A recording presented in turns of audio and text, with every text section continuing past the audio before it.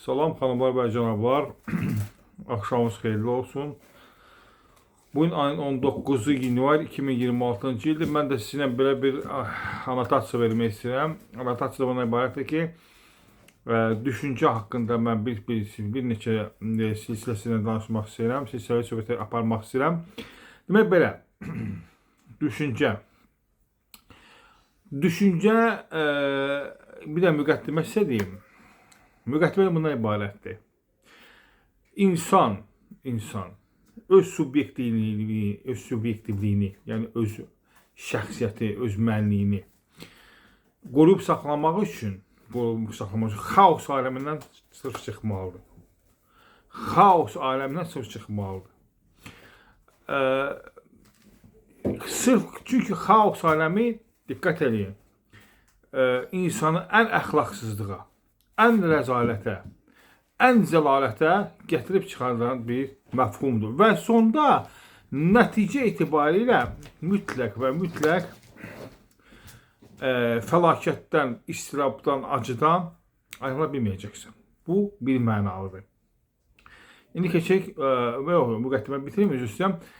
Demək, bu olmasın, yəni bizi formalaşdıran bir məfhum var. Məfhum da adı düşüncədir. Məhz bu düşüncə haqqında mən sizinlə bir neçə söhbət aparmaq istəyirəm və sizə öz düşüncə, təhsil etdiyim konsepsiyona bölüşmək istəyirəm. İndi sizə bir söz deyim. Biz əsasən həyat nədir, ölüm nədir, həyatda necə yaşamaq, hansı məkandayıq, hansı zamana məxsusuq, zamanla da bu məfhumlardan çoxsu mən ən azından irtibatda olduğum, rabitədə olduğum şəxslərdən heç biri mən istədiyim nəticəni verməyib, istədiyim kəlmələrlə mənə danışmayıb.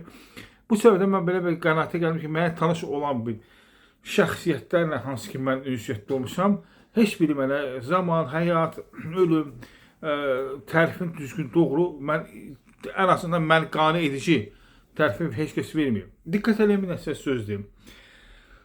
Həyat mən necə idrak edirəm? Həyatı burada biz həzz üçün. Həzz nədir? O, böyle bir söhbətlərimiz olacaq həzz barəsində. Çünki, baxın, biz həzz alırıq ancaq maddədən də. Demirəm maddədən olmaz, maddədən almaq olar, amma normativ şəkildə onu idarə etmək almaq lazımdır. Amma o qədər həzzi alırıq maddədə ki, artıq maddə içində oluruq. Konkret maddənin içində bir varlıq oluruq. Elə ki, dalğıc okeanda maskanın içində olur, dalğıc maskasında olur, bədəni, simasında olan maskası. Bunlar hansı bir kostyumda olurlar da.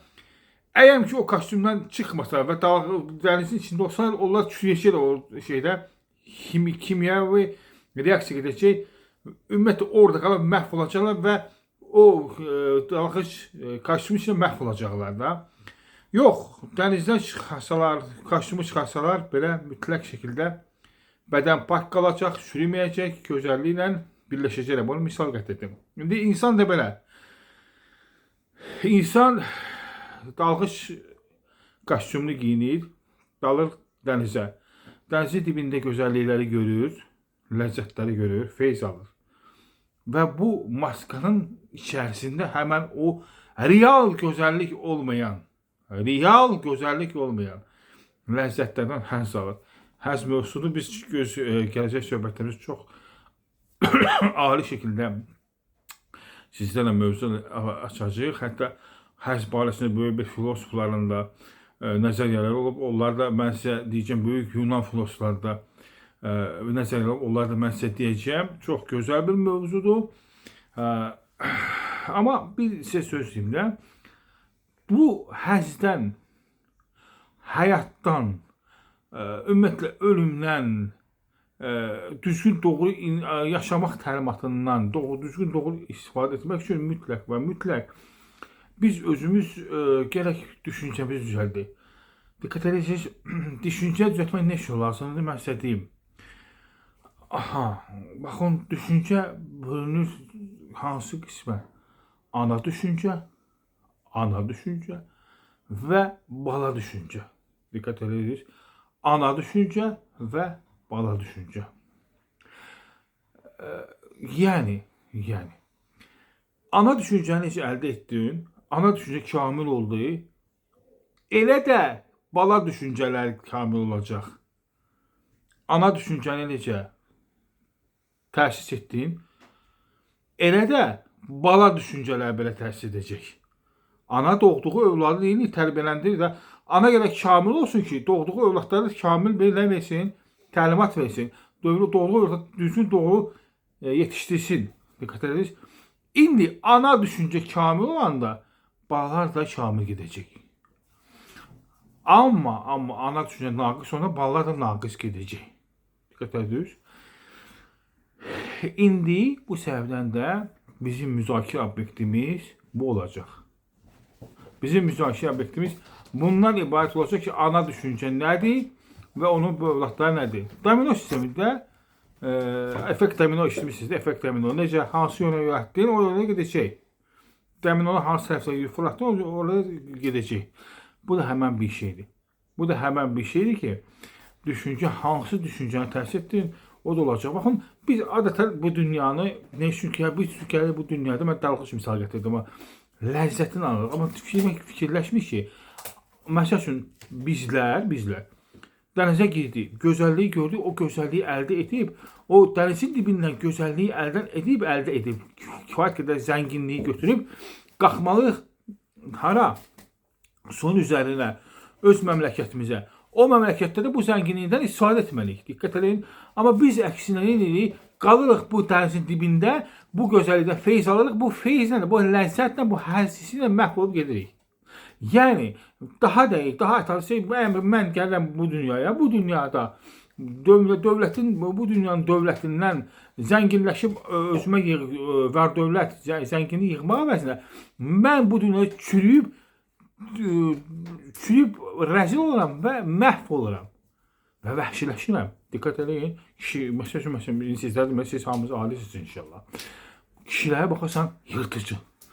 Ancaq bir dənə gəlcəkdə heyvanı həyat sürmək, qeyri-qanuni cinsi əlaqə, yemək, içmək, vəzifə, baş kəsmək, haram yemək, qadınlar da həmən, amma əlavə bir zinad etmək, müdürə ilə bir şey demək və heç bir düzgün seçim seçmirlər. Nə əl-arvad seçimində, sizdən də bir ümumi misal gətirəm, nə ailə seçimində, nə cəmiyyət seçimində, nə başqa seçimində. Nə üçün? Çünki düşüncələri naqisdir. Ana düşüncə doğru olaraq yanlış düşünür, yalnız balaların yanlış doğur. Yəni bala düşüncələri yanlış doğur. Bu da yanlış doğulan balalar neynirlər? Bu həyatda təhsis edirlər. Bu həyatda həmən şəxsin müqəddəratın, aqibətini təhsis edir. Diqqət edirsiniz, möhtərəm yoldaşlar, möhtərəm qardaşlar. Ona görə bizim həyat budur ki, həyatda həzz yoxdur. Dincəlmək var. Savaşlar görürsünüz, savaş gedir müəyyən bir müddət. Sonra bir saxlayırlar, dincəlirlər, təzdən girirlər, yenidən girirlər savaşa. Bizim yaşadığımız həyat da budur. Fərqi yoxdur. İstəyir zəngin olum, istəyir məmur olum, istəyir prezident olum, istəyir nə bilim kim olum, fərqi yoxdur. Hər bir şəxs savaşır. Sadəcə biri kasıb olur, biri zəngin olur. O yox, o maddilərlə bir ölçülmür.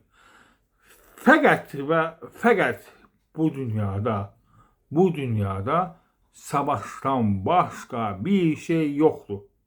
Bunu da heç kəs inkar edə bilməz. Savaş canınla, savaş həyatınla, ailə ilə, cəmiyyətlə, vəzifə ilə, pulla, parayla, hər bir şeylə. Sadəcə o savaşı doğru icra etmək lazımdır.